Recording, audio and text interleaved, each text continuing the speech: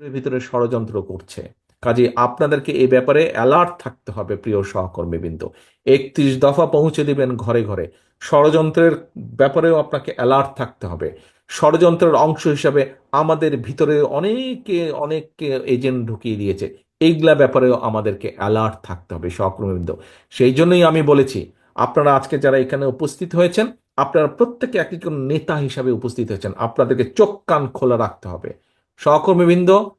আগামীর যে নির্বাচন হবে, আগামীর যে নির্বাচন হবে, আপনাদেরকে আমি ১০০% গ্যারান্টি দিয়ে বলতে পারি, কেউ যদি মনে মনে ভেবে থাকেন আরে এখানে তো প্রধান প্রতিপক্ষ নাই অথবা দুর্বল হয়ে গেছে, নির্বাচন খুব সহজ হবে, no, no, no and no.